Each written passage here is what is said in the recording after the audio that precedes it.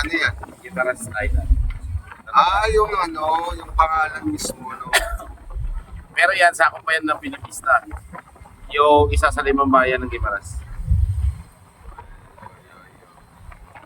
Tapos dapat naglagay sila ng ano, parang palatandaan na yung iba, kaya ng Marinduque.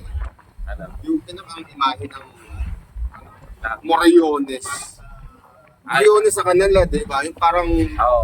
Ayun, panahon ni Jesus Christ. oh, na ayun, mga nakita mo kawal. yung cross na malaki doon. Yun, dapat. halos, mas maliit na konti yun sa cross ng Brazil. Bakit Ito, ganyan ang kulay? Ganyan ang kulay. Dahil yan sa ulap. Ang tubig, walang kulay. Ang kulay ng dagat, nagbabase sa kulay ng langit. Ulap yan.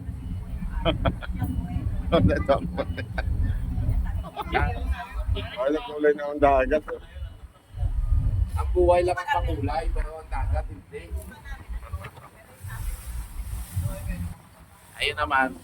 Yan naman yung fiber na papuntang Yan ang paskat. hindi yan paskat. Fiber. Ah, Kasi yan yung mga ipinalit doon sa dating mga bangkal di motor na kahoy na ginagamit ng transportation. oo. So para mas safe, binawang fiber.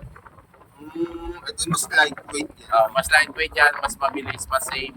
Hindi na kayo nababasa. Siyempre nagmo-modernize na.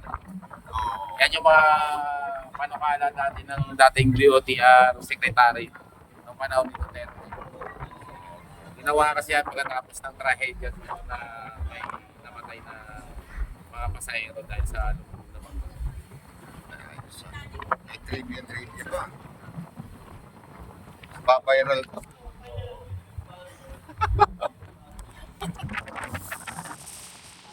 Pwede na pala ako mag-tourist. Ayun o. Alapit na o. Ha? Oo. Yung laki. Hindi pa. Yung sa loob ng 60,000 hectares na yun, wala akong yun. Sa kanila lahat yun. Wala kang lupa. Ayun o. Kaya papatawid na tayo sa ano. Dito ako sa malalaglag ako dito ah. Mga 5 to 7 minutes, mahuhulog na yung cellphone ka. Ayoko na.